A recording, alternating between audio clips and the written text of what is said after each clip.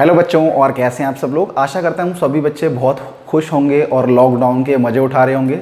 तो लॉकडाउन काफ़ी अब आगे बढ़ चुका है। शायद मेरे ख्याल में 31 मई तक मोदी जी ने आके रात को एकदम स्पीच दी और सरप्राइज़ कर दिया हम लोगों को। तो चलिए कोई बात नहीं, पढ़ाई तो हमारी कंटिन्यू रखनी है। तो जुड़े रहिए हमारे साथ एकलव्य एजुकेशन के साथ। मैं सोनी स्वागत करता हूं आपका एकलव्य एजुकेशन के शानदार प्लेटफॉर्म पर, जहां पर हम आपको पढ़ाई को कंटिन्यू कराने वाले हैं, आगे पढ़ाने वाले हैं, वो भी एकदम शानदार तरीके से। ठीक है, तो भाई देखते हैं भाई आज हमारा जो टॉपिक है वो क्या भाई 12th क्लास की फिजिक्स का दूसरा चैप्टर है, जिसका नाम क्या है बेटा, इलेक्ट्रोस्टैटिक पोटेंशियल एनर्जी या इलेक्ट्रोस्टैटिक पोटेंशियल एंड कैपेसिटेंस। तो इसमें सबसे जो पहला टॉपिक है बेटा वो क्या है, इलेक्ट्रोस्टैटिक पोटेंशियल एनर्जी। अब इलेक्ट्रोस्टैटिक पोटेंशियल एनर्जी तो हमें समझ में आएगा नहीं इतनी जल्दी, बात समझ में आ रही है। तो मैंने सोचा कि पहले तो मैं पोटेंशियल एनर्जी समझा देता हूँ। तो पोटेंशियल एनर्जी होती क्या है जरा समझते हैं बेटा जी। ठीक है, तो यहाँ पर कुछ बातें लिखी हैं, इन बातों को जरा पहले समझते हैं, उसके बाद हम आगे चलेंगे। तो लिखा हुआ है potential energy of a system of particle only defined for the conservative field, यानी किसी भी सिस्टम ऑफ पार्टिकल की जो पोटेंशियल एनर्जी होती है वो सिर्फ कंजर्वेटिव फील्ड के लिए ही डिफाइंड होती है। अब यहाँ पर दो वर्ड आए हैं, सिस्टम ऑफ पार्टिकल्स और कंजर्वेटिव फील्ड। तो सिस्टम ऑफ पार्टिकल्स पार्टिकल्स का ग्रुप है। अब ये पार्टिकल्स क्या हैं, ये पार्टिकल्स हमारे चार्ज भी हो सकते हैं और ये पार्टिकल्स हमारे मासेस भी हो सकते हैं। ठीक है, तो चार्जेस या फिर मासेस का ग्रुप जो फिक्स्ड पोजीशन पर रखा हुआ हो उसे हम बोलेंगे system of particles. Conservative field क्या होती है, तो कंजर्वेटिव फील्ड वैसा एक बेटा एक ऐसी फील्ड होती है जिसके अंदर किया गया वर्क डन पाथ पर डिपेंड नहीं करता। For example gravitational field, electric field. तो ग्रेविटेशनल फील्ड और इलेक्ट्रिक फील्ड दोनों ही कंजर्वेटिव फील्ड है। ठीक है भाई, तो हम भी एक ग्रेविटेशनल फील्ड के अंदर रहते हैं। तो इस ग्रेविटेशनल फील्ड के अंदर अगर मैं एक छत पर चढ़ के जाता हूँ, ठीक है भाई, तो छत पर मैं सीढ़ियों से भी जा सकता हूँ, ठीक है, या फिर लिफ्ट से भी जा सकता हूं, या किसी दूसरे मेथड से भी मैं जा सकता हूं। तो इन तीनों मेथड के अंदर या इन तीनों तरीकों से अगर मैं छत पर जाता हूं तो इन तीनों तरीकों में किया गया वर्क डन पाथ पर डिपेंड नहीं करेगा, या इन तीनों तरीकों में जो वर्क डन करूंगा वो एकदम बराबर करूंगा। क्लियर है, इसलिए हम कहते हैं ग्रेविटेशनल फील्ड के अंदर किया गया वर्क डन पाथ पर डिपेंड नहीं करता। इसका मतलब ग्रेविटेशनल फील्ड क्या बेटा, कंजर्वेटिव फील्ड है। ठीक है, तो ग्रेविटेशनल पोटेंशियल एनर्जी जो होती है वो सिर्फ उन्हीं सिस्टम ऑफ पार्टिकल्स के लिए डिफाइंड होती है जो system of particles conservative field के अंदर रखे होते हैं। होप बच्चों को समझ में आ गया होगा भाई पोटेंशियल एनर्जी क्या है फिलहाल के लिए। अभी पोटेंशियल एनर्जी कुछ क्राइटेरिया चल रहे थे, अभी पोटेंशियल एनर्जी को भी समझेंगे। तो बेटा जी पोटेंशियल एनर्जी का जरा बताना। तो पोटेंशियल एनर्जी बेटा जी क्या है, सिस्टम ऑफ पार्टिकल्स की जो पोटेंशियल एनर्जी होती है वो एक्चुअली में क्या है, एक एनर्जी ही है। बात समझ में आ रही है। अब एनर्जी हमेशा किसकी वजह से होती है, एनर्जी हमेशा वर्क डन की वजह से होती है। और जब भी हम वर्क डन करते हैं और फोर्स का नाम ना आए तो ऐसा तो हो ही नहीं सकता है ना। तो जब भी हम किसी फोर्स के अगेंस्ट वर्क डन करते हैं, work done against a force, ठीक है भाई, तो किसी भी सिस्टम ऑफ पार्टिकल की जो पोटेंशियल एनर्जी होती है, ठीक है भाई, वो एक तरह की एनर्जी होती है। और ये एनर्जी उन पार्टिकल्स के अंदर कैसे आती है, तो ये एनर्जी उन पार्टिकल्स के अंदर कैसे आएगी बेटा, तो कोई भी पार्टिकल अगर मैंने ऐसे करके रखा हुआ है और इन दोनों पार्टिकल या बहुत सारे पार्टिकल से मान लेते हैं और ये सभी पार्टिकल्स के बीच में कोई ना कोई इंटरेक्शंस होंगी या इन पार्टिकल्स के बीच में कुछ ना कुछ फोर्स लग रहे होंगे, तो उस फोर्स के अगेंस्ट अगर उन पार्टिकल्स की पोजीशंस को या कॉन्फ़िगरेशन को अगर हम चेंज करते हैं तो हमारे द्वारा किया गया वर्क डन उन पार्टिकल्स के अंदर as a potential energy store हो जाया करता है। ठीक है, तो पोटेंशियल एनर्जी का कॉन्सेप्ट थोड़ा सा क्लियर हुआ होगा, उम्मीद है समझ में आ रहा होगा। ठीक है, इसके लिए मैं एक और एग्जांपल लेता हूं। फॉर एग्जांपल हम ग्रेविटेशनल फील्ड की बात कर रहे हैं बिकॉज वो भी एक कंजर्वेटिव फील्ड है। ठीक है, तो इस कंजर्वेटिव फील्ड के अंदर मैंने एक पेन को रखा हुआ है और इस पेन को लगातार ग्रेविटेशनल फोर्स अपनी तरफ अट्रैक्ट कर रहा है। अब इस पेन को मैं ग्रेविटेशनल फोर्स के अगेंस्ट वर्क डन करके थोड़ा सा ऊपर लेकर जाता हूं। ठीक है, तो मेरे द्वारा किया गया वर्क डन इसके अंदर as a potential energy store हो जाएगा। और यहां पर क्या होगा भाई, यहां पर वो जो मैंने वर्क डन किया था इसको ऊपर ले जाने में अगेंस्ट द ग्रेविटेशनल फोर्स, वो अर्थ और इस पेन के बीच में as a potential energy store हो जाएगा। बात समझ में आ गई नहीं आ गई। ठीक है, तो ये भी एक तरह की पोटेंशियल एनर्जी है। अब सोचो जरा, पोटेंशियल एनर्जी आई कहां से, एक फोर्स के अगेंस्ट वर्क डन करने से। यानी कहने का मतलब जब तक इन दोनों के बीच में फोर्स लग रहा है तब तक इनके बीच में पोटेंशियल एनर्जी स्टोर्ड रहेगी। बात समझ में आ रही है। और सिंपल सी बात है, तो जब जब फोर्स होगा तब तब पोटेंशियल एनर्जी होगी, फोर्स नहीं होगा तो पोटेंशियल एनर्जी नहीं होगी। अब फॉर एग्जांपल अगर इसको उठाकर मैं किसी इनफाइनाइट डिस्टेंस पे रख देता हूं, तो अर्थ और ये पेन दोनों एक दूसरे से इनफाइनाइट डिस्टेंस पर हैं, तो जब ये दोनों इनफाइनाइट डिस्टेंस पर होंगे तो इन दोनों के बीच में कोई भी इंटरेक्शन नहीं होगी, कोई भी फोर्स नहीं होगा, तब इन दोनों के बीच में जो पोटेंशियल एनर्जी स्टोर्ड होगी कितनी होगी, 0 होगी, बिकॉज इन दोनों के बीच में कोई फोर्स ही नहीं है। बात समझ में आ रही है? No force, no work done, no work done, no potential energy stored between these two particles. कौन से दो पार्टिकल? एक ये पेन और एक अर्थ। क्लियर है? तो भाई पोटेंशियल एनर्जी स्टोर्ड होने के लिए फोर्स का होना बहुत जरूरी है। फोर्स होगा तो वर्क डन उसके अगेंस्ट हम कर सकते हैं, और वर्क डन करेंगे तो वर्क डन की वजह से पोटेंशियल एनर्जी भी स्टोर्ड होगी ही होगी। होप सब बच्चों को समझ में आ रही होंगी बातें, ठीक है? तो ध्यान रखना भाई, दो चीजें या दो पार्टिकल्स जब इनफाइनाइट पर होती हैं तो उनके बीच में कोई इंटरेक्शंस नहीं होती, और कोई इंटरेक्शंस नहीं होंगी तो पोटेंशियल एनर्जी क्या होगी? बोलो बेटा, 0 होगी। अब आगे चलते हैं, अब हम आते हैं इलेक्ट्रोस्टैटिक पोटेंशियल एनर्जी पर। तो चलिए बेटा इलेक्ट्रोस्टैटिक पोटेंशियल एनर्जी की डेफिनेशन समझते हैं, ठीक है भाई? तो डेफिनेशन समझने के लिए मैं यहाँ पर कोई भी 3 चार्ज का सिस्टम इमेजिन कर रहा हूँ, ठीक है भाई? तो फिलहाल के लिए मैंने कोई भी 3 चार्ज का एक सिस्टम इमेजिन कर लिया, ठीक है? तो ये 3 चार्ज का सिस्टम एक कॉन्फ़िगरेशन में रखा हुआ है। कॉन्फ़िगरेशन का मतलब इन सभी की पोजीशन जो है वो फिक्स्ड है, इसको हम बोलते हैं भाई इन चार्जेस की कॉन्फ़िगरेशन फिक्स्ड है। क्लियर है? अब इन तीनों चार्जेस क्या है भाई? ये तीनों चार्जेस आपस में इंटरेक्ट कर रहे होंगे। अगर ये तीनों चार्जेस आपस में इंटरेक्ट कर रहे हैं, यानी एक दूसरे पर फोर्सेस लगा रहे हैं, तो जरूर इन तीनों चार्जेस के बीच में कुछ ना कुछ पोटेंशियल एनर्जी क्या होगी? स्टोर्ड होगी। अगर ये चार्जेस हैं तो इनके बीच में स्टोर्ड होने वाली एनर्जी क्या होगी, या पोटेंशियल एनर्जी क्या होगी? इलेक्ट्रोस्टैटिक पोटेंशियल एनर्जी होगी। अब उस इलेक्ट्रोस्टैटिक पोटेंशियल एनर्जी को अगर मैं डिफाइन करता हूं तो बेटा कैसे डिफाइन करूंगा? तो बहुत ही सिंपल वे में डिफाइन करूंगा। कैसे? मान लेते हैं तीनों चार्जेस फिलहाल के लिए इनफाइनाइट पे रखे हुए थे। अगर ये तीनों चार्जेस इनफाइनाइट पे रखे हुए थे, सुनना जरा मेरी बात, मैं इनकी पोटेंशियल एनर्जी को एक वर्क डन के टर्म्स में डिफाइन करने वाला हूं, ठीक है? पोटेंशियल एनर्जी को वर्क डन के टर्म्स में डिफाइन करने वाला हूं। तो ऐसा मान लेते हैं कि भाई ये जो तीनों चार्जेस हैं वे एक दूसरे से इनफाइनाइट डिस्टेंस पे रखे हुए थे। अगर एक दूसरे से इनफाइनाइट डिस्टेंस पे रखे होंगे तो इनके बीच में कोई भी इंटरेक्शन नहीं होगी। इसका मतलब उस टाइम पर इनकी पोटेंशियल एनर्जी कितनी होगी? 0 होगी, ठीक है भाई? अब धीरे धीरे करके मैं इन सभी चार्जेस को पास लाना शुरू करूंगा। जब इन सभी चार्जेस को मैं पास लाना शुरू करूंगा तो ये सब एक दूसरे से इंटरेक्ट करना शुरू करेंगे, फोर्स लगाना शुरू करेंगे, और उसी फोर्सेस के अगेंस्ट वर्क डन करके मैं इन्हें इस गिवन कॉन्फ़िगरेशन में ले आऊंगा, और इस गिवन कॉन्फ़िगरेशन में लाने पे जितना वर्क डन लगा होगा वही वर्क डन इन तीनों चार्जेस के अंदर एज अ पोटेंशियल एनर्जी क्या हो जाएगा? स्टोर्ड हो जाएगा। बात समझ में आ गई ना? आ गई? यानी कहने का मतलब इन तीनों चार्जेस की जो पोटेंशियल एनर्जी है वो इन तीनों चार्जेस को इनफाइनाइट से इस गिवन कॉन्फ़िगरेशन में लाने में, इस गिवन कॉन्फ़िगरेशन तक लाने में किए गए वर्क डन के बराबर होगी। एक बार दोबारा रिपीट करता हूं, इन तीनों चार्जेस की जो पोटेंशियल एनर्जी होगी वो इन तीनों चार्जेस को इनफाइनाइट से इस गिवन कॉन्फ़िगरेशन तक लाने में किए गए वर्क डन के बराबर होने वाली है। बात समझ में आ गई ना? गई? तो यही है इलेक्ट्रोस्टैटिक पोटेंशियल एनर्जी की डेफिनेशन। तो इसको समझ लेते हैं। तो potential energy of a system of particle is the amount of work done, is the amount of work done required to assemble these charges from infinite to given configuration। ठीक है? तो ये हमारी डेफिनेशन है इलेक्ट्रोस्टैटिक पोटेंशियल एनर्जी की। ठीक है भाई? अभी फिलहाल के लिए यहां पर 3 चार्जेस हैं, ये चार्जेस 2 भी हो सकते थे। ठीक है? तो 2 चार्जेस की पोटेंशियल एनर्जी को हम कैसे डिफाइन करेंगे? सिंपल, दोनों चार्जेस को इनफाइनाइट से किसी गिवन कॉन्फ़िगरेशन तक लाने में किए गए वर्क डन को भी हम क्या बोलेंगे? इनकी पोटेंशियल एनर्जी बोलेंगे। समझ में आगे नहीं आ गया? तो चलिए भाई समझते हैं इलेक्ट्रोस्टैटिक। ठीक है भाई? Electrostatic potential energy of system of 2 charges. ठीक है? यह सिस्टम ऑफ 2 चार्ज पार्टिकल। अब हम 2 चार्ज पार्टिकल के सिस्टम की पोटेंशियल एनर्जी को समझेंगे। ठीक है भाई? अब डेफिनेशन ध्यान दो भाई सारे बच्चे। तो 2 चार्ज पार्टिकल के सिस्टम की पोटेंशियल एनर्जी क्या होगी? तो electrostatic potential energy of this system is the amount of work done required to bring a charge from infinite to given point. ठीक है भाई? अब सिंपल सी बात है, यहां पर बोला गया भाई एक चार्ज को हमें इनफाइनाइट से गिवन पोजीशन पर लेकर आना है। ये हमने फिलहाल के लिए 2 चार्जेस सेलेक्ट कर लिए, Q1 एंड Q2। मान लिया ये दोनों r डिस्टेंस पे रखे हुए हैं। तो r डिस्टेंस पे अगर ये दोनों रखे हुए हैं तो इन दोनों में कुछ ना कुछ इंटरेक्शंस होंगी, इन दोनों के बीच में फोर्सेस होंगे। इसका मतलब इन दोनों के बीच में कुछ ना कुछ पोटेंशियल एनर्जी स्टोर्ड होगी। अब वो पोटेंशियल एनर्जी किसके बराबर होगी? तो सिंपल सी बात है, उस पोटेंशियल एनर्जी को भी हम वर्क डन के टर्म्स में डिफाइन कर देंगे। कैसे डिफाइन करेंगे? सिंपल सी बात है, इस Q2 चार्ज को, ठीक है भाई, इमेजिन कर लेते हैं Q2 चार्ज पहले इनफाइनाइट पे रखा हुआ था। ठीक है भाई? मुझे दोनों को इनफाइनाइट पे रखना चाहिए, बट अगर मैं एक को इनफाइनाइट पर ले जाके रख दूंगा तो दूसरा तो ऑटोमेटिकली क्या होगा, इनफाइनाइट पर हो ही जाएगा। क्लियर है?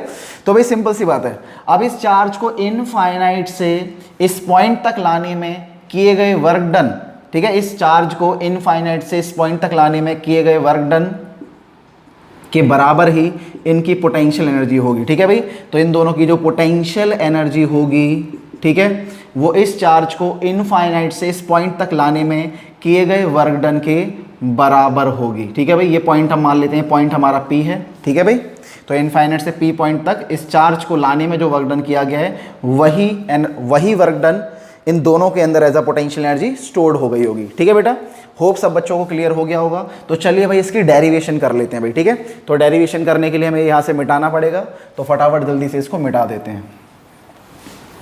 तो बेटा जी हम यहाँ पर समझ रहे आ रहा होगा। ठीक है भाई, तो फिलहाल के लिए हमने दो चार्ज सेलेक्ट किए, दोनों का डिस्टेंस r था। ठीक है भाई, अब मुझे निकालना भी इन दोनों की पोटेंशियल एनर्जी, और इन दोनों की पोटेंशियल एनर्जी मैंने आपको बताई दी है भाई कि इस चार्ज को इनफाइनाइट से इस P पॉइंट तक लाने में किए गए वर्क डन के बराबर है। तो मुझे वर्क डन निकालना है ना भाई, इनफाइनाइट से इस पॉइंट तक लाने में कितना वर्क डन हुआ है, मुझे वो वर्क डन कैलकुलेट करना बस एक बार ही, तो पोटेंशियल एनर्जी उसी के बराबर आ जाएगी। अब इनफाइनाइट का मतलब है क्या भाई, तो भाई मान लेते हैं Q1 है, और ये जो फील्ड आपको दिख रही है ना, डॉट मैंने लाइन बनाई है, ये इस Q1 चार्ज की फील्ड है, और इस Q1 चार्ज की फील्ड के बाहर जैसे ही ये वाला चार्ज जाएगा, जैसे Q2 चार्ज, ठीक है, इस Q1 की फील्ड से बाहर चला जाएगा, तो इस Q2 पर कोई भी फोर्स नहीं लगेगा। जैसे अगर मैं हमारी ग्रेविटेशनल फील्ड से बाहर चला जाऊं तो मेरे ऊपर कोई फोर्स नहीं लगेगा, तो मेरे और अर्थ के बीच में किसी भी तरह की पोटेंशियल एनर्जी नहीं रहेगी। तो इस Q1 चार्ज की जो इलेक्ट्रिक फील्ड है वो यहाँ तक है। अगर Q2 इससे बाहर होता है तो वो मान लेते हैं इनफाइनाइट पर होता है, और वहाँ पर उसके ऊपर कोई फोर्स नहीं लगता, और ना ही उसकी पोटेंशियल, और इस पॉइंट पर उसकी पोटेंशियल एनर्जी क्या होगी, जीरो। तो हमने ऐसा मान लिया भाई पोटेंशियल एनर्जी के बाहर, हल्का सा बाहर एक पॉइंट है A। ठीक है, तो इस A पॉइंट पर Q2 चार्ज की पोटेंशियल एनर्जी कितनी होगी, बोलो बेटा, पोटेंशियल एनर्जी जीरो होगी। और जैसे ही मैं उसे हल्का सा अंदर लेकर आऊँगा, जैसे ही मैं उसे हल्का सा अंदर लेके आऊँगा, हल्का सा अंदर लाने पर क्या होगा, जैसे ही वो हल्का सा अंदर आएगा वैसे Q1 उसे रिपेल करेगा, बिकॉज दोनों के पास कैसा पॉजिटिव चार्ज है। तो Q2 जब हल्का सा अंदर आएगा तो Q1 उसे रिपेल करेगा। बात समझ में आ रही है? तो Q2 अंदर की तरफ आ रहा है, ध्यान देना भाई, Q2 अंदर की तरफ आ रहा है और उसे बाहर की तरफ फोर्स मिल रहा है। बात समझ में आ रही है? अब इस फोर्स के अगेंस्ट जब Q2 धीरे धीरे करके अंदर आएगा और P पॉइंट तक मैं इसे लेके आ जाऊंगा, तो उस फोर्स के अगेंस्ट जो मैंने वर्क डन किया होगा वही इन दोनों की पोटेंशियल एनर्जी होगी। तो अब मुझे पोटेंशियल एनर्जी कैलकुलेट करनी है। तो फिलहाल के लिए मैंने ऐसा मान लिया कि जो A पॉइंट है वो फिलहाल के लिए कितनी दूरी पर है भाई, x दूरी पर है।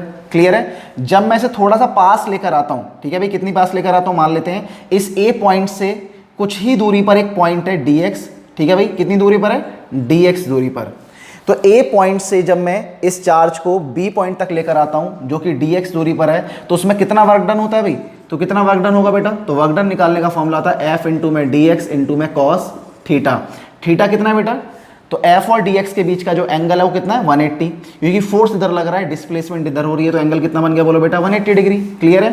तो यहाँ पर आ जाएगा हमारा cos 180 होता -1, तो ये आ गया -f dx। क्लियर है?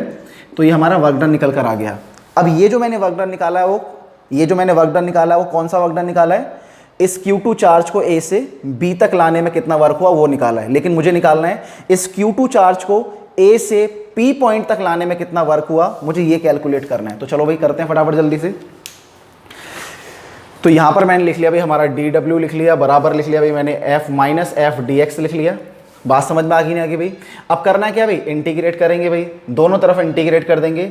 इधर की तरफ जो इंटीग्रेशन हम करने वाले हैं वो कहां से कहां तक करने वाले हैं, इनफाइनाइट से। ठीक है, x की वैल्यू इनफाइनाइट से x की वैल्यू r तक। ठीक है भाई, क्योंकि मुझे Q2 को कहां से कहां तक लाना है, मुझे इस Q2 को इनफाइनाइट से r पॉइंट तक लेकर आना है, यानी x की जो वैल्यू होनी चाहिए वो इनफाइनाइट से r तक होनी चाहिए। तो अब मैं इसको इंटीग्रेट कर दूंगा, तो यहाँ पे dw को इंटीग्रेट करने पर w आ जाएगा, माइनस बाहर आ जाएगा। f की वैल्यू कितनी होती है, यानी फोर्स की वैल्यू। तो Q1 और Q2 कहाँ पे रखा है फिलहाल के लिए, यहाँ पे रखा हुआ है। तो इन दोनों के बीच में क्या फोर्स लग रहा होगा, तो ये किसने बताया था, कुलम बाबा ने बताया था। तो कुलम बाबा ने बताया था भाई कि इन दोनों के बीच में जो फोर्स लगेगा, यानी दो चार्जेस जो x डिस्टेंस पे रखे हुए हैं उन दोनों पर जो फोर्स लगता है वो कितना लगता है भाई, k Q1 Q2 divided by x का स्क्वायर। समझ में आगे नहीं आगे? और dx यहाँ पर है ही, इसका इंटीग्रेशन हम करेंगे x इक्वल टू इनफाइनाइट से x इक्वल टू r। अब जो कांस्टेंट टर्म्स हैं उन्हें बाहर ले लेंगे, k कांस्टेंट है, q1 कांस्टेंट है, q2 कांस्टेंट है, अंदर क्या चीज़ बचेगी बेटा, अंदर बचेगा हमारा x का स्क्वायर। ठीक है भाई, तो यहाँ पर हम लिखेंगे x equal to infinite to x equal to r। अब dx बाय एक्स स्क्वायर का इंटीग्रेशन कितना होता है बोलो बेटा, तो जिन बच्चों ने इंटीग्रेशन सीखा हुआ है उन्हें पता लग जाएगा, जिन्होंने नहीं सीखा कोई बात नहीं, मैं सिखा दूंगा, एक वीडियो जरूर डाल दूंगा इंटीग्रेशन डिफरेंशिएशन की। ठीक है भाई, तो यहाँ पर dx बाय एक्स स्क्वायर का जो इंटीग्रेशन निकल कर आएगा वो निकल कर आएगा बेटा -1 बाय एक्स। ठीक है भाई, और यहाँ पर x की वैल्यू इनफाइनाइट से x की वैल्यू r तक रहेगी। अब चलिए उठाकर हम लिमिट पुट कर देते हैं। अगर मैं अच्छा माइनस भी तो यहाँ पर था, अगर मैं इसका लिमिट पुट करूंगा तो लिमिट पुट करके आंसर कितना आएगा बोलो बेटा, लिमिट पुट करके आंसर आएगा भाई यहाँ पर इस वाले माइनस को भी बाहर निकाल लो तो माइनस से माइनस कट जाएगा, तो इस माइनस को हटा देते हैं। ठीक है भाई, तो अब मैं लिमिट पुट करने वाला हूँ upper limit minus lower limit. Upper limit क्या है भाई, अपर लिमिट में x की वैल्यू r है तो 1 बाय r आ जाएगा, माइनस लोअर लिमिट में x की वैल्यू क्या है इनफाइनाइट, तो इनफाइनाइट आ गया। अब 1 बाय इनफाइनाइट कितना होता है बोलो बेटा, 1 बाय इनफाइनाइट होता है बेटा 0। ठीक है, तो यहाँ पर जो हमारी वैल्यू निकल कर आएगी, ठीक है, किसकी, वर्क डन की, वो निकल कर आने वाली है कि Q1 Q2 divided by r। बात समझ में आ गई नहीं आ गई, तो ये हमने वर्क डन निकाल लिया इस तरीके से। होप आप सब बच्चों को समझ में आ रहा होगा। अब आगे लिखते हैं इसी को, तो बेटा नोट करते जाना, ठीक है, वीडियो को पॉज करते रहना और नोट करते जाना, वरना ऐसे नोट नहीं कर पाओगे आप लोग। और सबसे अच्छे नोट्स कौन से होते हैं बोलो बेटा, जो हमारे हाथों से बनाए जाते हैं और हमारी आंखों से देखे जाते हैं। ठीक है भाई, तो खुद लेक्चर देखें और अपने हाथों से नोट्स बनाएं, सुंदर सुंदर अपनी क्रिएटिविटी उसके अंदर डालें, क्योंकि जितनी ज़्यादा सेंसेस का बेटा हम यूज़ करते हैं ना उतना ही ज़्यादा हमें नॉलेज गेन होती है और वो चीज़ हमें उतनी ज़्यादा देरी तक याद रहती है। तो कोशिश करें किसी भी सब्जेक्ट को अगर आप पढ़ रहे हैं तो अपने हाथों से इसके नोट्स बनाएं। इससे क्या हो, अपनी आंखों से देख रहे हैं एक सेंस यूज़ हो गई, लिख रहे हैं दूसरी सेंस यूज़ हो गई, सुन भी रहे हैं तीसरी सेंस यूज़ हो गई। बात समझ में आ रही है, तो जितनी ज़्यादा सेंसेस का यूज़ करोगे उतना ही ज़्यादा क्या होगा भाई, आपको चीज़ें याद रहेंगी। अब अगर बोलने भी लग जाओगे, लिखते लिखते आप बोलें भी अगर बोलोगे तो एक और सेंस ऐड हो जाएगी, तो चीज़ें और भी ज़्यादा याद रहेंगी। बात समझ में आ रही है। अब जैसा कि मुझे पता है भाई, work done is stored as energy, work done is stored as potential energy. तो जो भी हम वर्क डन करते हैं भाई, ठीक है, इस चार्ज को इनफाइनाइट से Q1 P पॉइंट तक लाने में जो भी वर्क डन किया गया होगा वो इसके अंदर इन दोनों के अंदर as a potential energy store हो गया होगा। तो भाई वर्क डन बराबर हमारा आ गया भाई पोटेंशियल एनर्जी। तो पोटेंशियल एनर्जी को हम U से दिखाते हैं और ये बराबर क्या होगा, K Q1 Q2 divided by R। समझ में आगे नहीं आ गया, तो पोटेंशियल एनर्जी को हम लिख रहे हैं भाई, हमारा K को हम क्या लिख सकते हैं 1/4 एप्सिलॉन नॉट, और ये स्मॉल k है, लगता कैपिटल सही है, मैं लिखता हूं तो जब, तो Q1 Q2 बाय R। समझ में आगे नहीं आ गया, तो ये हमने बेटा बना लिया पोटेंशियल एनर्जी का एक फॉर्मूला। ठीक है बेटा जी, अब पोटेंशियल एनर्जी तो हमने कर ली, अब इससे रिलेटेड कुछ छोटी छोटी चीज़ें भी देखते हैं भाई। तो नोट करके बेटा जी अपनी कॉपी के अंदर लिखें कुछ बातें। ठीक है, सबसे पहली बात, ठीक है, अगर यहाँ पर Q1 और Q2 के बीच में लगने वाला फोर्स कैसा होता है भाई, तो ध्यान रखना भाई, अगर यहाँ पर Q1 कैसा हुआ, पॉजिटिव हुआ, और Q2 भी कैसा हुआ भाई, Q2 भी पॉजिटिव हुआ। ठीक है भाई, तो दोनों अगर वैल्यू पॉजिटिव होंगी तो इन दोनों के बीच में लगने वाला फोर्स कैसा होगा, रिपल्सिव होगा। और जो हमारी पोटेंशियल एनर्जी निकल कर आएगी वो कैसी निकल कर आएगी, पॉजिटिव निकल कर आएगी। बात समझ में आ रही है, तो पोटेंशियल एनर्जी जो निकल कर आने वाली है वो पॉजिटिव ही निकल कर आएगी। सिमिलरली अगर Q1 Q2 कैसा हो बेटा, अगर ये दोनों नेगेटिव हुए तब भी इन दोनों के बीच में क्या होगा, फोर्स कैसा लगेगा, रिपल्सिव लगेगा। इसको हम लिख लेते हैं, इन दोनों के बीच में जो फोर्स लगेंगे वो कैसे लिखेंगे भाई, कैसे लगेंगे, रिपल्सिव लगेंगे, और इनकी जो पोटेंशियल एनर्जी होगी वो कैसी होगी, पॉजिटिव होगी।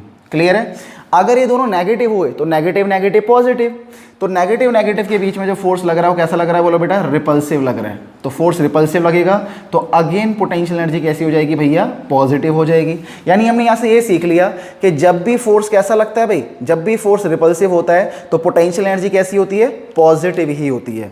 तीसरी बात क्या बेटा जी, अगली बात देखिए भाई, यहाँ पर अगली बात है कि भाई अगर Q1 पॉजिटिव हुआ, बात समझ में आ रही है, लेकिन Q2 कैसा हुआ, नेगेटिव हुआ, या उसको उल्टा कर लो, Q1 कैसा है, नेगेटिव, और Q2 कैसा है, पॉजिटिव। तो ऐसे केस में नेगेटिव पॉजिटिव मिलकर क्या बनाएंगे बोलो बेटा जी, वो बनाएंगे नेगेटिव।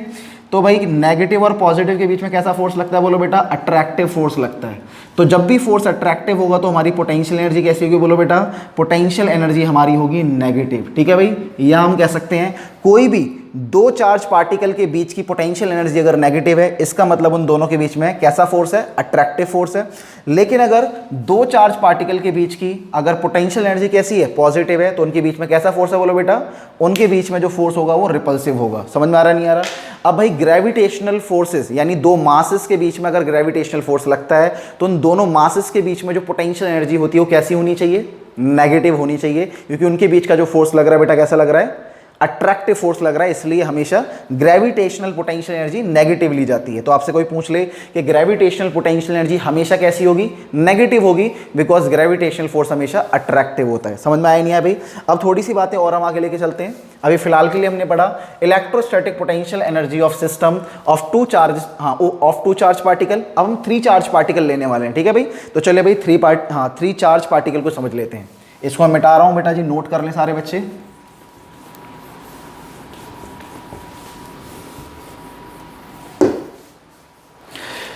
तो हम थ्री चार्ज पार्टिकल को जरा समझेंगे, ठीक है भाई? Electrostatic potential energy of three charge particles, ठीक है भाई? अब तीन चार्ज पार्टिकल की पोटेंशियल एनर्जी हम कैसे कैलकुलेट करेंगे, तो इसको भी जरा समझते हैं भाई। तो धीरे धीरे हमारे सारे मार्कर खत्म हो रहे हैं, तो देखते हैं भाई जो मार्कर बचेगा। तो मान लेते हैं हमने तीन चार्ज पार्टिकल ले लिए, एक Q1 ले लिया, एक Q2 ले लिया और एक Q3 ले लिया, ठीक है भाई? अब इसकी पोटेंशियल एनर्जी हम कैसे कैलकुलेट करने वाले हैं, जरा समझना आप सब बच्चे, ठीक है? बहुत ही इंपॉर्टेंट है और बहुत ही जानदार तरीके से मैं आपको समझाने वाला हूँ, देखते रहे भाई। तो फिलहाल के लिए मान लेते हैं R13, इन दोनों के बीच का डिस्टेंस R13 है, इन दोनों के बीच का डिस्टेंस R23 है, इन दोनों के बीच का डिस्टेंस R12 है, ऐसा हमने मान लिया, ठीक है? अब इन तीनों की मुझे पोटेंशियल एनर्जी कैलकुलेट करनी है, तो मैं कैसे करूँगा? तो सिंपल सी बात है, हमने थोड़ी देर पहले एक तरीका समझा था पोटेंशियल एनर्जी को कैलकुलेट करने का। वो क्या था बेटा? इनको पास लाने में यानी इनको असेंबल करने में किया गया वर्क डन।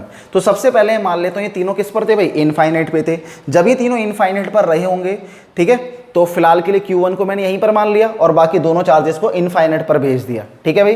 तो सबसे पहले मैं Q2 चार्ज को Q1 के पास लेकर आया हूँगा।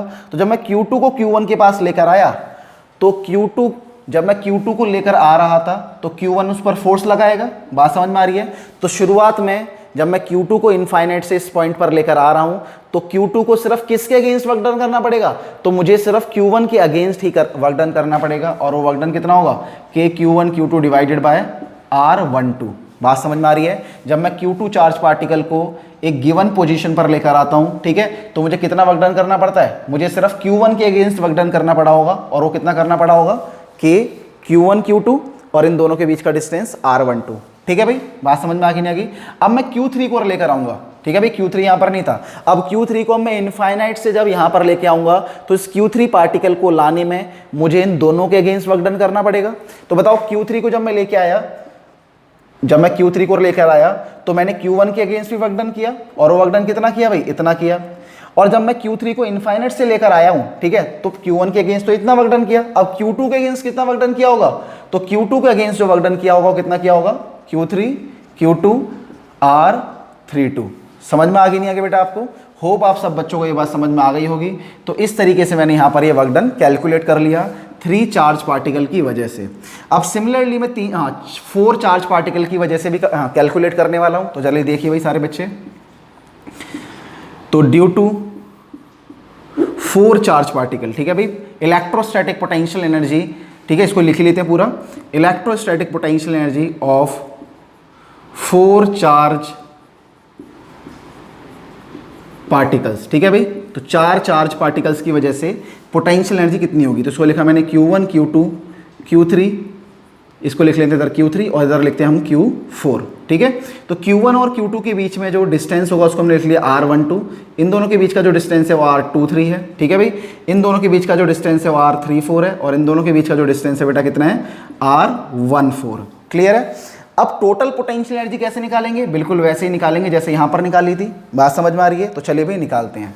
तो सबसे पहले Q1 होगा। अब Q1 के पास में किसको लेके आऊंगा? Q2 को। तो Q2 सिर्फ किसके अगेंस्ट वर्क डन करेगा? सबसे पहले इन सभी को हमें इनफाइनाइट पर मान रहे हैं, ठीक है। सबसे पहले इन सभी को हमें मानना है कि ये सभी इनफाइनाइट पे रखे हुए हैं। और सबसे पहले मैं Q2 को लेकर आया तो Q2 को सिर्फ किसके अगेंस्ट वर्क डन करना पड़ा? Q1 के अगेंस्ट। और कितना वर्क डन करना पड़ा? Q2 Q1 divided by R12। उसके बाद अब मैं Q3 लेकर आऊंगा, तो जब मैं Q3 लेके आऊंगा तो Q3 को Q2 और Q1 दोनों के अगेंस्ट वर्क डन करना पड़ेगा। अब कितना कितना वर्क डन करना पड़ेगा, चलो देखते हैं भाई। तो यहाँ लिखेंगे भाई कि Q3 किसके अगेंस्ट वर्क डन करेगा, पहले मान लेते हैं Q2 के अगेंस्ट वर्क डन कर रहे हैं, तो Q3 ने Q2 के अगेंस्ट वर्क डन कितना किया भाई, R23 इतना प्लस, ठीक है भाई। इसके बाद आया K आएगा, उसके बाद अब ये Q3 Q1 के अगेंस्ट वर्क डन कर रहा है, कितना Q1 Q3 डिवाइडेड बाय, अब 1 और 3 के बीच का डिस्टेंस लिखेंगे, तो 1 और 3 के बीच का जो डिस्टेंस होगा बेटा ये होगा, और इस डिस्टेंस को हम मान लेते हैं R31। क्या मान लिया बेटा, R31 मान लिया। समझ में आ गया नहीं आ गया। उसके बाद अब मैं R4 को लेके आऊँगा, तो जब मैं R4 को लेके आऊँगा तो R4 Q1 के अगेंस्ट भी वर्क डन करेगा, Q2 के अगेंस्ट भी वर्क डन करेगा, और Q3 के अगेंस्ट भी इसे वर्क डन करना पड़ेगा। तो इन तीनों के अगेंस्ट ये अकेला चार्ज वर्क डन करेगा जब मैं इसे इनफाइनाइट से लेकर आऊँगा, बिकॉज ये तीनों मिलकर इसे रिपेल या अट्रैक्ट कर रहे होंगे। तो भाई कितना कितना लगेगा, जल्दी जल्दी बताओ। तो Q1 यहाँ पे लिख देता हूँ भाई मैं, Q4 Q1 divided by R14, ठीक है, प्लस R14 का मतलब क्या हो गया, ये वाला डिस्टेंस, ठीक है भाई, प्लस क्या आएगा, K आएगा, उसके बाद Q4 आएगा, फिर Q2 आएगा डिवाइडेड बाय R42। तो R42 कौन सा डिस्टेंस है, ये वाला 2 और 4 के बीच में लगने वाला डिस्टेंस। अब और आगे लिख लेता हूँ भाई, मैं यहाँ पर लिख लेता हूँ कि Q4 Q3 divided by R43 या R34 लिख लेंगे, ठीक है भाई, ये आ गया। तो तीनों के खिलाफ इसने वर्क डन यहाँ पर मैंने लिख लिया, ठीक है भाई। 4 ने 1 के अगेंस्ट कितना वर्क डन किया, 4 ने 2 के अगेंस्ट कितना वर्क डन किया, और 4 ने 3 के अगेंस्ट कितना वर्क डन किया, ये सारी बातें हमने लिख ली। तो होप आप सब बच्चों को समझ में आ रहा होगा किस तरीके से हम 2 पार्टिकल सिस्टम की, 3 पार्टिकल सिस्टम की और 4 पार्टिकल सिस्टम की पोटेंशियल एनर्जी कैलकुलेट करते हैं। अगर ज़्यादा चार्ज पार्टिकल आएंगे तो आप शायद कर लेंगे, है ना भाई, समझ में आया नहीं आया। तो चलिए भाई अगले टॉपिक की तरफ बढ़ते हैं।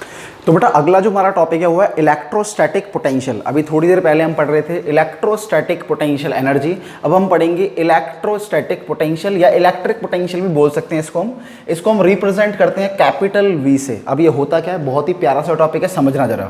Electric potential of a charge या पॉइंट चार्ज भी लिख सकते हैं। Electric potential of a point charge particle at a point is the amount of work done in bringing a unit positive charge from infinite to that point। हम कह रहे हैं भाई यहाँ पर कि किसी भी एक पॉइंट चार्ज की वजह से किसी पॉइंट पर इलेक्ट्रिक पोटेंशियल कितना होता है। तो सिंपल सी बात है, अगर मैं इनफाइनाइट से किसी भी यूनिट पॉजिटिव चार्ज को इस पॉइंट तक लाने में जितना वर्क डन करूंगा वही इस पॉइंट का पोटेंशियल होने वाला है। अब इसकी डेरिवेशन करेंगे, तो डेरिवेशन कैसे करेंगे बोलो बेटा। तो जिस तरीके से थोड़ी देर पहले मैंने क्या किया था, 2 चार्ज पार्टिकल की पोटेंशियल एनर्जी निकाली थी और उसकी डेरिवेशन करी थी, ठीक उसी तरीके से हम क्या करने वाले हैं, किसी भी एक चार्ज पार्टिकल का पोटेंशियल P पॉइंट पर निकालने वाले हैं। फर्क सिर्फ कितना था भाई, तो पहले जब 2 चार्ज पार्टिकल की जब हम पोटेंशियल एनर्जी निकाल रहे थे तो वहां पर हम Q2 चार्ज को इस पॉइंट पर लेकर आ रहे थे इनफाइनाइट से। अब हम क्या करने वाले हैं, अब हम यूनिट पॉजिटिव चार्ज को इनफाइनाइट से इस पॉइंट पर लाने वाले हैं। तो हमें कुछ नहीं करना है, हमें Q2 की जगह इस यूनिट पॉजिटिव चार्ज को रख देना है। तो चलिए वही समझते हैं। तो जो डेरिवेशन हमने करी थी बिल्कुल डिक्टो सेम हम करने वाले हैं, बिल्कुल डिक्टो सेम, ठीक है। यहाँ पर भी हम क्या करेंगे भाई कि भाई किसी भी यूनिट पॉजिटिव चार्ज को, बात समझ में आ रही है, यूनिट पॉजिटिव चार्ज को A पॉइंट से B पॉइंट तक लाने में कितना वर्क डन किया गया होगा। तो लिखेंगे -F.dx, फोर्स लग रहा था उधर की तरफ इसके ऊपर, डिस्प्लेसमेंट कितना हुआ इधर की तरफ dx, ठीक है भाई। तो भाई इतने छोटे से डिस्प्लेसमेंट करने में अगर इतना वर्क डन हो रहा है तो यहाँ से इनफाइनाइट से P पॉइंट तक डिस्प्लेसमेंट करने में कितना वर्क डन होगा। उसके लिए हम क्या करेंगे, इस पूरे को हम इंटीग्रेट कर देंगे, कहाँ से कहाँ तक, x equal to infinite, x equal to infinite से x इक्वल टू r तक। वही सेम हमें करने वाला है, बात समझ में आ रही है। तो सेम करते करते करते हम कहाँ पहुँचने वाले हैं भाई, करते करते हम फाइनली इस पॉइंट पर पहुँच जाएंगे। क्लियर है। तो सेम डेरिवेशन करते करते फाइनली हम किस पॉइंट पर पहुँच गए भाई, वर्क डन बराबर के Q1 Q2 divided by R का स्क्वायर। क्लियर है भाई। लेकिन बस फर्क क्या था भाई, यहाँ पर जो Q2 की वैल्यू थी वो क्या थी बेटा, 1 थी। बात समझ में आ रही है। यहाँ पर जो हमने Q2 माना हुआ क्या माना हुआ है, +1 माना हुआ है। तो यहाँ पर जो वर्क डन की वैल्यू निकल कर आएगी वो निकल कर आएगी K, और Q1 को हमने क्या माना हुआ है, Q1 को हमने Q माना हुआ है, ठीक है भाई। तो Q1 की जगह आ जाएगा बेटा हमारे पास Q, और Q2 की जगह हमारे पास आ गया 1, और यहाँ पर आ गया भाई R, सॉरी यहाँ पर R स्क्वायर नहीं, यहाँ पर क्या बोलो बेटा R है, ठीक है भाई। तो भाई ये निकल कर आ गया। तो सिंपल सी बात है बेटा जी, जो वर्क डन है यहाँ पर क्या बोलेंगे भाई, जो वर्क डन है, साफ साफ बोला गया भाई, किसी भी चार्ज पार्टिकल की वजह से किसी भी पॉइंट पर जो पोटेंशियल होता है वो किसी यूनिट पॉजिटिव चार्ज को इनफाइनाइट से इस पॉइंट तक लाने में किया गया वर्क डन के बराबर होता है। ठीक है भाई, तो ये जो हमारा वर्क डन होगा वो पोटेंशियल के बराबर हो जाएगा। ठीक है भाई, तो पोटेंशियल बराबर, ठीक है भाई, इस पी पॉइंट का जो पोटेंशियल हो गया वो हो गया भाई के क्यू डिवाइडेड बाय आर के बराबर हो गया। बात समझ में आ गई नहीं आ गई? इसको एक और तरीके से समझते हैं। अब समझना जरा, Q2 चार्ज पार्टिकल को यहां तक लाने में कितना वर्क डन लगा, तो इतना वर्क डन लगा के Q1 Q2 divided by are. Clear है? तो अगर Q2 चार्ज पार्टिकल को इस P पॉइंट तक लाने में, इस Q2 चार्ज पार्टिकल को P पॉइंट तक लाने में कितना वर्क डन लगा था भाई, इतना वर्क डन लगा था। तो बताओ यूनिट पॉजिटिव चार्ज को लाने में कितना वर्क डन लगेगा, तो यूनिटरी मेथड से करेंगे के Q1 Q2 bye are, Q2 को डिवाइड कर देंगे तो Q2 से Q2 कट जाएगा, है ना भाई? बात समझ में आ गई नहीं आ गई? तो यहाँ पर निकल कर आ गया भाई हमारा के Q1 डिवाइडेड बाय आर, बिल्कुल डिक्टो सेम फॉर्मूला आ गया। बात समझ में आ गई नहीं आ गई? तो इस तरीके से हम इसको समझ सकते हैं। ठीक है भाई, या फिर हम इसको इस तरीके से भी समझ सकते हैं भाई कि Q2 चार्ज पार्टिकल को, इस Q2 चार्ज पार्टिकल को P पॉइंट तक लाने में कितना वर्क डन लगा भाई, इतना। तो यूनिट पॉजिटिव चार्ज लाने में कितना वर्क डन लगेगा, work done per unit charge, यानी Q2 यहाँ पर डिवाइड हो जाएगा। समझ में आगे नहीं आ गया?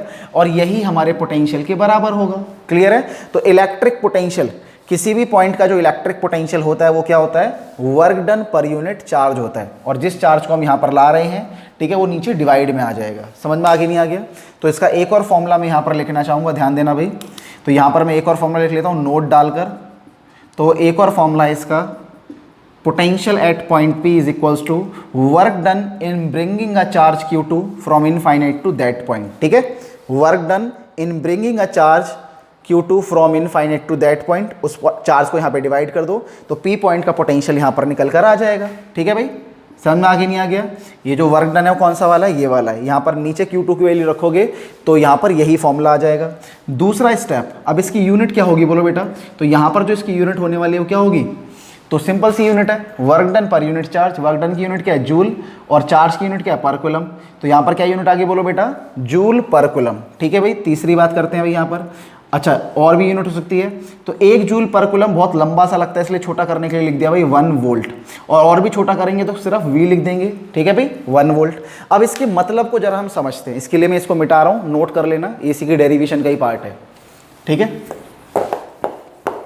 तो इलेक्ट्रिक पोटेंशियल का थोड़ा सा और मतलब हम समझते हैं। ठीक है, इलेक्ट्रिक पोटेंशियल का थोड़ा सा मतलब और हम समझेंगे तो मान लेते हैं एक चार्ज पार्टिकल ले लिया, और उस चार्ज पार्टिकल की वजह से P पॉइंट पर, Q पॉइंट पर और R पॉइंट है, इन तीनों पॉइंट पर अलग अलग पोटेंशियल है। ठीक है भाई, P, Q और R।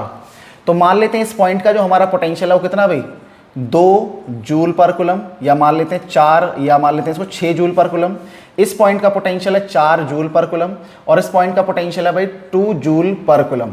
समझ में आगे नहीं आ गया? चार्ज पॉजिटिव है इसलिए पोटेंशियल भी कैसा है, पॉजिटिव, और चार्ज नेगेटिव होता तो पोटेंशियल भी कैसा होता, नेगेटिव। तो ये वाली बात हम यहाँ पर लिख सकते हैं कि अगर चार्ज कैसा होता, बोलो बेटा, चार्ज अगर पॉजिटिव हुआ तो उसकी वजह से पोटेंशियल भी पॉजिटिव होगा, और अगर चार्ज कैसा हुआ, अगर चार्ज नेगेटिव हुआ तो उसकी वजह से पोटेंशियल भी कैसा होगा, बोलो बेटा, नेगेटिव ही होगा। चलो भाई, और आगे ले लेते हैं भाई यहाँ पर। तो यहाँ पर अगर P पॉइंट का पोटेंशियल 6 जूल पर कूलम है, इसका मतलब है, देखो जरा यूनिट से ही समझ में आ रहा होगा, 6 जूल पर कूलम, यानी कि 1 कूलम चार्ज को यहां पर लाने में कितना वर्क डन करना पड़ेगा, 6 जूल वर्क डन करना पड़ेगा। अगर मैं 2 कूलम चार्ज लेकर आऊं तो कितना वर्क डन करना पड़ेगा, तो 1 कूलम लाने में कितना वर्क डन करना पड़ता है, 6 जूल, तो 2 कूलम लाने में कितना करना पड़ेगा, डबल। और अगर ज्यादा लेकर आऊंगा तो उतना ही मल्टीपल करना पड़ेगा। तो सिंपल सी बात है, इस P पॉइंट पर किसी भी चार्ज को लाने के लिए जो वर्क डन करना पड़ता है वो कैसे निकालते हैं, सिंपल। ये भी जो चार्ज हम यहाँ पर ला रहे हैं, मान लेते हैं वो Q है, और उस चार्ज को हम इस पॉइंट P के पोटेंशियल से मल्टीप्लाई कर लेंगे। क्लियर है भाई? तो किसी भी चार्ज को इनफाइनाइट से इस पॉइंट तक लाने के जितना वर्क डन लगेगा उसे कैसे निकालेंगे, उस पॉइंट के पोटेंशियल को जो चार्ज हम यहाँ पर ला रहे हैं उस चार्ज से मल्टीप्लाई कर दो। ठीक है भाई? तो उस चार्ज को इस पॉइंट तक लाने में जितना वर्क डन होगा वो हम ऐसे कैलकुलेट कर पाएंगे। सिमिलरली इस पॉइंट का पोटेंशियल अगर 4 है तो इसका मतलब क्या है, इसका मतलब है 1 कूलम चार्ज को इस पॉइंट तक, 1 कूलम चार्ज को इनफाइनाइट से इस पॉइंट तक लाने में कितना वर्क डन लगेगा भाई, 4 कूलम।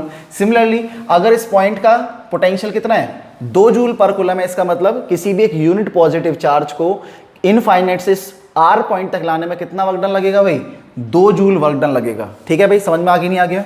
अब नोट करके मैं एक और बात समझाता हूँ आपको। अब जरा ध्यान देना, अगर मैं किसी भी चार्ज को, मान लेते कोई भी एक मेरे पास चार्ज है, अगर उस चार्ज को मैं R पॉइंट तक लगाऊं तो 2 जूल वर्क डन लगता है, Q पॉइंट तक लाऊं तो भाई 4 जूल वर्क डन लगता है, और अगर P तक लाऊं तो कितना वर्क डन लगता है, 6 जूल। अब मैं कहता हूं कि उस चार्ज को मैं Q से P पॉइंट तक ले जाना चाहता हूं, तो बेटा जब मैं किसी यूनिट पॉजिटिव चार्ज को Q पॉइंट से P पॉइंट तक लेकर जाता हूं, ठीक है, तो उस केस में मुझे जितना वर्क डन करना पड़ता है उसी को हम क्या बोलते हैं, इन दोनों का पोटेंशियल डिफरेंस बोलते हैं। तो सिंपल सी बात है भाई, यहाँ पर जब मैं एक यूनिट पॉजिटिव चार्ज को Q पॉइंट से P पॉइंट तक लेकर जाऊंगा तो मुझे कितना वर्क डन करना पड़ेगा, 6 - 4 यानी 2 जूल वर्क डन करना पड़ेगा। तो ये हमने कैसे निकाला ये वर्क डन, तो ये वर्क डन हमने निकाला 6 को 4 से माइनस करके, यानी P के पोटेंशियल को Q के पोटेंशियल से माइनस करके। तो ये इन दोनों पॉइंट का पोटेंशियल डिफरेंस हमें पता लग गया। बात समझ में आ रही है? तो 2 पॉइंट का पोटेंशियल डिफरेंस जो होता है वो क्या होता है बेटा, उस पॉइंट से, ठीक है भाई, उस पॉइंट से किसी यूनिट पॉजिटिव चार्ज को किसी दूसरे पॉइंट तक लेके जाने में जो वर्क डन लगा है वही उन दोनों पॉइंट्स के बीच का पोटेंशियल डिफरेंस होता है। अब मान लो अगर मुझे इस पॉइंट से इस पॉइंट तक एक यूनिट पॉजिटिव चार्ज को नहीं लेकर जाना, मुझे लेकर जाना है किसी एक Q नॉट चार्ज को, ठीक है, तो work done in bringing a charge Q not from point Q to P, तो Q से P तक मैं एक Q नॉट चार्ज को लेकर जाना चाहता हूं, तो उसमें कितना वर्क डन होगा, तो सिंपल सी बात है, यहाँ पर जो पोटेंशियल डिफरेंस आया उसको मैं Q नॉट से मल्टीप्लाई कर दूंगा तो मुझे वो वर्क डन पता लग जाएगा। तो होप आप सब बच्चों को ये सारी बातें समझ में आई होंगी। बहुत ही बेहतरीन बातें थी और बहुत ही इंपॉर्टेंट बातें थी। तो अगली क्लास में जो हमारा लेक्चर होने वाला है वहां पर हम डिस्कस करेंगे भाई कि इलेक्ट्रिक पोटेंशियल डिफरेंस तो हमने समझ लिया, क्या डिस्कस करेंगे, इक्विपोटेंशियल सरफेस। अगला हम डिस्कस करेंगे भाई कि अभी हमने पढ़ा भाई एक पॉइंट चार्ज की वजह से किसी पॉइंट पर पोटेंशियल कितना होता है, फिर वहां पर हम देखेंगे नंबर ऑफ चार्जेस की वजह से पोटेंशियल किसी एक पॉइंट पर कितना होता है, इलेक्ट्रिक डाइपोल की वजह से अलग अलग पॉइंट्स पर पोटेंशियल क्या होता है, और भी कई सारी बातें। ठीक है भाई, तो जानने के लिए देखते रहिए एकलव्य एजुकेशन। धन्यवाद।